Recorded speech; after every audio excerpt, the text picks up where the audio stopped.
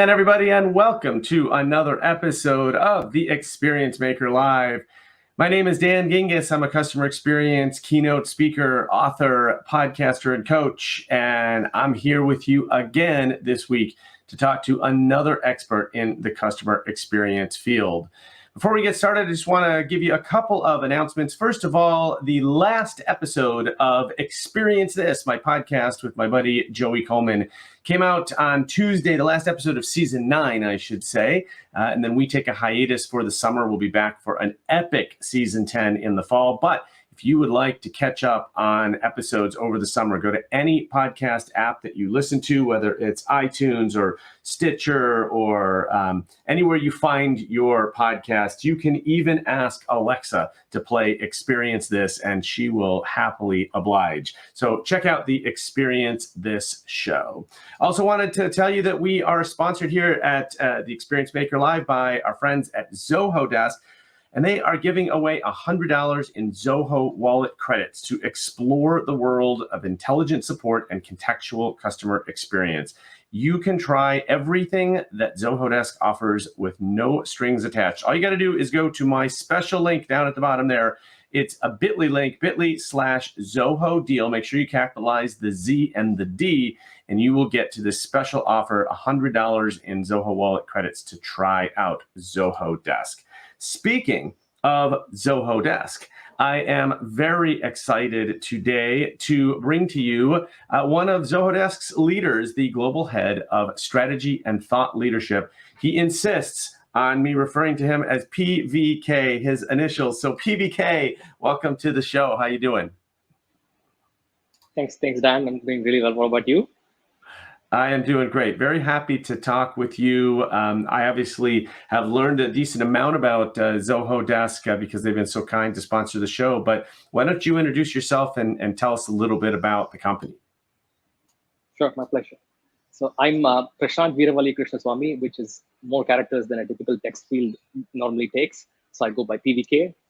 I lead market strategy and thought leadership for the customer experience product group at Zoho, which includes our offerings across sales, marketing, service, and commerce. And for those of you who haven't heard of Zoho, Zoho is a suite of over 50 different business applications across marketing, sales, service, HR, finance, IT, and more.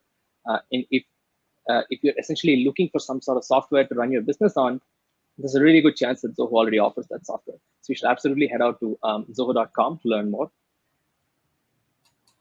Awesome. Yeah, it's really cool. And I love how you work in the customer service, customer experience piece into it, which of course is what this show is all about. But Zoho Desk does far more than that, as you mentioned, but I think it's really important. And as I've seen as a small business owner, a lot of the software out there might help you with marketing, might help you with social media, but doesn't often get into the customer service space as well. So I kind of wanted to start our conversation today with just talking about how customer service and customer experience are related. Could you give me some thoughts on that? Sure. And before I do that, I also wanted to just introduce what Zoho Desk is. It is a context-aware software platform that helps customer service teams improve the quality of CX in every interaction. Right? It uses the power of context to do everything from intelligent self-service or assigning each conversation to the right employee, and then giving every employee the right tool set. Right? It can be details or knowledge or actions, or enabling them for collaboration and things like that. And then it helps manage the progress of the situation through every stage of every process, and then ultimately accomplish customer success at scale. That's essentially a rundown of what it does. Now, to your question on how customer experience and customer service are related, I think that customer service is a part of customer experience. CX is certainly everything that a customer goes through, and the entire organization contributes to CX thoroughly. Right? And in terms of impact, the customer is certainly not impacted only when the sales or the service teams don't deliver. They're also impacted when the logistics and operations teams don't deliver, or customer data, for example, is safeguarded by IT teams. So they're also a part of CX as well. And essentially, everything a company does comes within the purview of customer experience, and that's why it's really hard to get customer experience right, and even more so to scale it as such. Right? And there's I get this question about customer service and customer experience quite a bit, and I think that it's due to the high volume of service conversations that brands typically have, it's perceived that customer service and customer experience are probably one and the same, but the reality couldn't be further from further apart, right? And in that sense, customer service has a large impact on CX because the volume of the service conversations far exceed the volume of sales or commerce or other conversations. So that's essentially why that sort of ideology or that belief exists. But customer experience is far more encompassing. Yeah, it's interesting that you say that. I'm going to throw up a picture of my book here for a second, which I published back in September, The Experience Maker. And there's a quote in that book that I wish I had said, but I didn't. Instead, it was another smarter person than I who said that customer service is what happens when customer experience breaks. And if you think about it, if companies really want to reduce their customer service costs, one of the best ways to do that is not to get customers off the phone faster. It's to make the experience better so they don't have to call in the first place. And I think it's really interesting that you point out correctly that there's more customer service interactions than sales interactions. It seems to me that that's a problem, isn't it? I mean, isn't that suggesting that the experience that people are having is not meeting their expectations? Because nobody calls customer service to tell them they're doing a great job. True, that's true. I mean, there are a few factors that sort of contribute to that. I mean, one is, as you mentioned, there is a break in customer experience. That could be one situation. For another classic example is when a lot of brands pre-pandemic were not really used to having self-service as part of their CX. Right? The vast majority of them preferred to put your call or email through a contact center and then go through that route. And in that case, a lot of the things that I could, as a customer, Google or find out something on my own, I'm essentially reaching out to customer service. That's I would say that's a false inflation of service volume itself per se, and the corrected volumes will probably stand much lower if self-service, for example, is implemented. In another situation is that there are plenty of brands in the world that offer transactional sort of experiences. Right? For example, if you're buying a padlock, there's practically nothing you need to be sold. Right? You put a key in, it works. You don't really want to be sold to about why this padlock is the strongest amongst the rest of the market. Right? There's very little differentiation in markets like that. So in cases like that, your sales conversation is so minimal that even a couple of service conversations would mean that there's exponential volume. Right? So a number of factors contribute to that is what I feel. Sure. And that makes sense to me. I think self-service, it seems like especially the younger generations have this very strong desire to just solve problems themselves. And I think it's extended into, I'm a Gen Xer.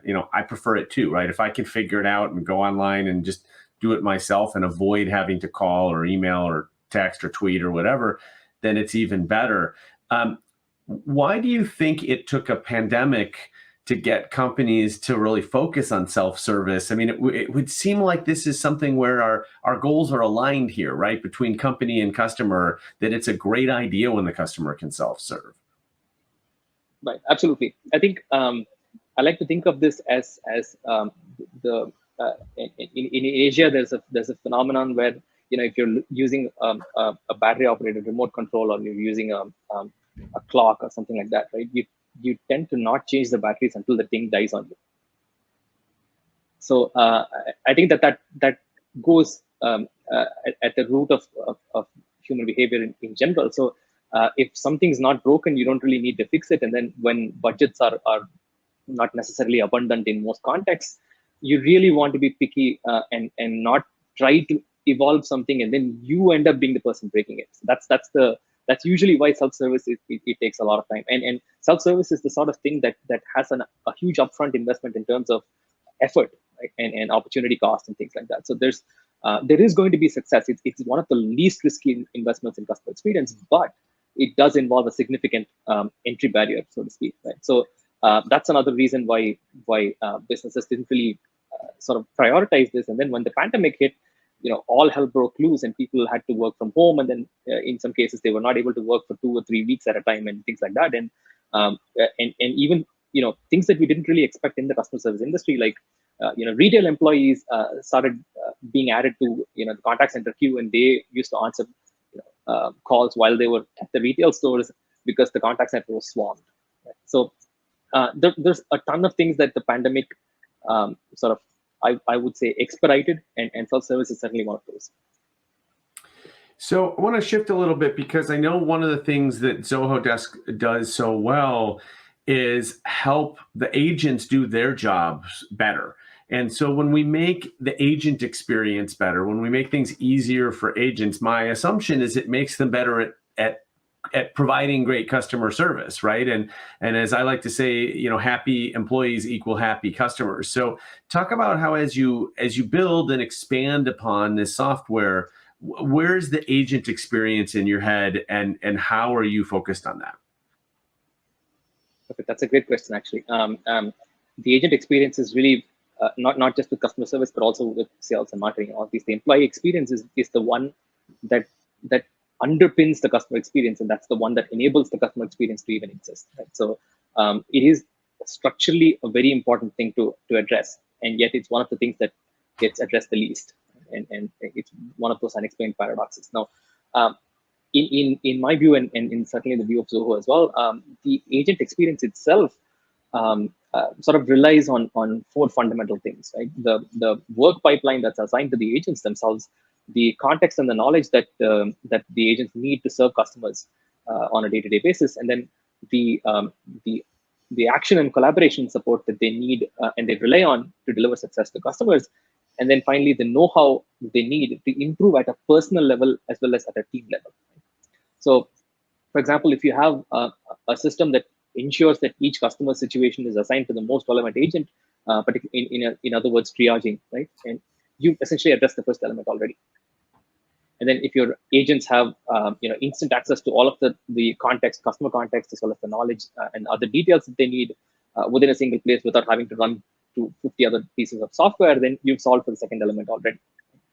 And then if the software itself naturally enables collaboration and swift action or meaningful action, then you've done 3 or 4 things right already with respect to the agent experience.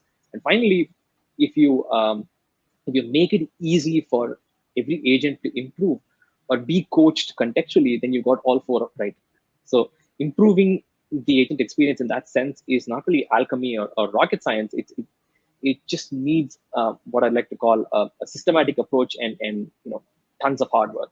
It is not easy, but it is straightforward. Right? In every company and every team out there can certainly do it, and we believe software like Zoho Desk helps by doing a lot of the heavy lifting along the way as well. Yeah, and if you don't think you need this, spend some time in a call center if your agents are back in person, and just watch how they do their job. I was always stunned when I would sit in call centers, and it seemed like it was always the same thing. You've got agents that have multiple screens and they have multiple tabs open, and they have sticky notes all over their screens with reminders and passwords and all this stuff, and then they'd have a Word document where they could copy and paste answers into email, and it was like, man, this looks so hard. It doesn't have to be that complicated. And so I think if you're watching this and you don't think that your contact center employees need this kind of help, definitely go spend some time with them, and they'll probably let you know that their job is much more complex than you think. And what happens is if it's left alone, then they sort of figure out their own fixes. And that's why the sticky notes and the tabs and stuff like that. And I think when you have software that can do that, man, it makes things so much better. And as a consumer, we've all been there where you sort of state your problem, and for the next, what feels like 6 minutes, all you hear is typing, because the agent is trying to figure out even where to solve your problem or where the answer to your problem exists. And it's a really good sign that they don't have the right systems in place to do that, right? It should be pretty quick.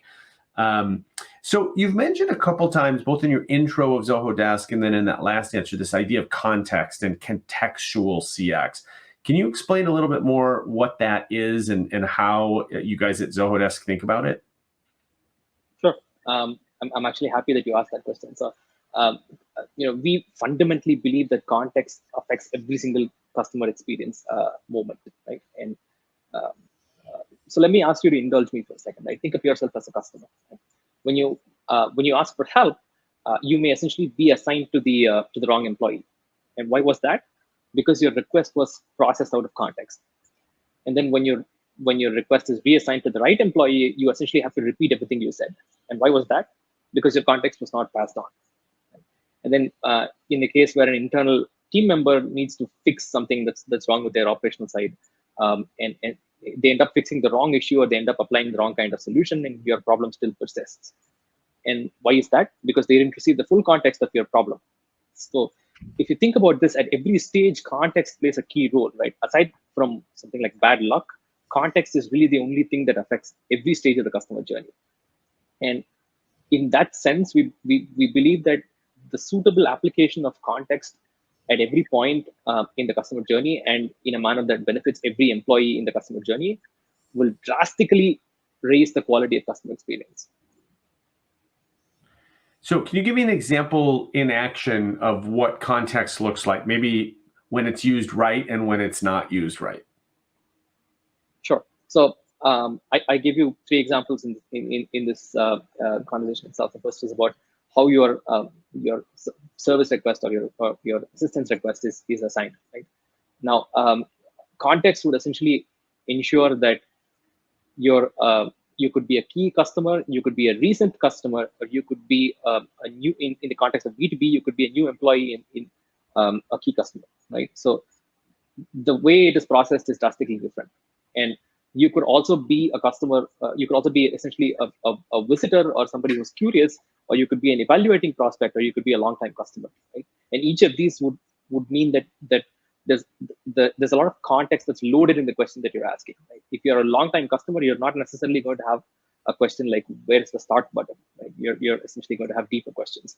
And those deeper questions will need a different set of employees with probably more experience, maybe probably more insight into the product or the service or the offering, right? And that's the first way in which context affects it. The second is when sort of employees receive your service request, they often don't have enough information, right? And you mentioned yourself so eloquently that contact center employees have to often run between systems. I've seen that personally, and it's traumatizing for me.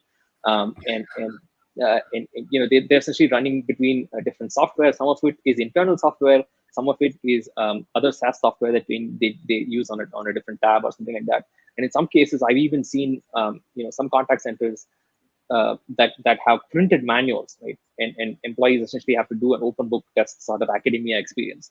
And that's all that is set up for failure. And if all the context that was necessary for the employee to serve you is available on a single screen, they're going to be you won't hear them typing out anything, right? The system already knows what you're talking. So when you're on the phone with somebody, the system can automatically transcribe what you're saying, and then it can automatically identify the questions that you're asking, and it can automatically look up the internal knowledge base and pull up solutions for the questions that you're asking. So the employee really doesn't have to do anything. They only have to focus on your situation, and as a result, rather than being your sort of impersonal interface to the knowledge base, they're essentially being your friend. Right? Just the application of context to the right situation can enable such a drastic transformation, even at the individual level. And then there's a ton of stuff that goes on at scale, which you can also avoid. And internal team members, a ton of context that's lost for them when they're working on stuff. So when the product or offering has a problem, like for example, when your phone line runs out, right? You have a problem there. The person on the field team really needs to get the full context of what you're working on, right? And without that context, for example, you could be living in a gopher or a rodent infested area, in which case they would probably need to hang the phone lines up high versus dig them into the ground. Right? Fundamental things, even around the operations of the business itself, that can change drastically. So context really deeply affects every stage of the customer journey. Yeah, it's super helpful. And as you were talking, I was thinking about when you mentioned AI, I was thinking about chatbot usage and how, a lot of companies have leaned on chatbots to try to take some of the load off of agents. But to me, I've always looked at AI, and it sounds like you're looking at it the same way. I've always looked at the best application as being about helping the agent become a better agent. And the one thing that AI can't do that the agent is really good at is being a human. And oftentimes when we call customer service, that's what we want, is we just want to talk to a human. And I know, a couple companies I worked for, especially older generations, unfortunately, sometimes it's the only human they're talking to all day, right? So they're lonely, they want to have a conversation. And if the AI is handling sort of the work part of it, the business part of it, and just can get the answer, then that agent now can relax. And I was going to say let their hair down, but I don't like to make hair jokes around here. But they can relax and just be a human, and just have a conversation with somebody, which allows them, I think, to do their job better. In that example that I was saying with the sticky notes and the tabs and all that, you can tell when an agent is so stressed out, because they're trying to find the answer, that they're not actually listening to the customer or having a human conversation, because that's the thing that drops. So I love that at Zoho Desk, you guys are thinking about AI in a very similar way, that, if we can make this agent's job as easy as possible, the idea is not to replace the agent. The idea is to make the agent better, which then makes the experience for the customer better. Am I summarizing that in the right way? You summarized it the perfect way. In fact, we're looking at AI on very similar terms across the entire customer experience product group, where we don't look at AI as the thing that eliminates employees. Right? We look at AI as the thing that does what human beings can never do, which is to process millions of records of information in a fraction of a second. Right? That's nothing that human beings can ever do. Now, where AI is really bad at, and when I say AI, most people assume chatbot, and most people tend to write it off, is because that's the worst of AI, right? The best of AI is often invisible. It's not even noticeable. And to give you an example, say AI is really good when, for example, as a customer service manager, when you're thinking about AI, if there's a sudden spike in your customer service conversation volume, right, and somebody's got to really notice that and then bring it to your attention on some basis, right? And that's going to take a bit of time in real life. Now, what if AI could send you an automatic notification on your phone within 2 or 3 minutes of that spike, so something has already happened, so you're really on your feet by the time that spike is happening, right? So something like that, a human being would be naturally less suited to. Now, in the context of replacing human beings in examples like that, that's truly where human beings are not successful. Human beings are successful at connecting with each other, and that's where robots are not successful at all. Right? So, another case could be, for example, where AI in an e-commerce setup, right?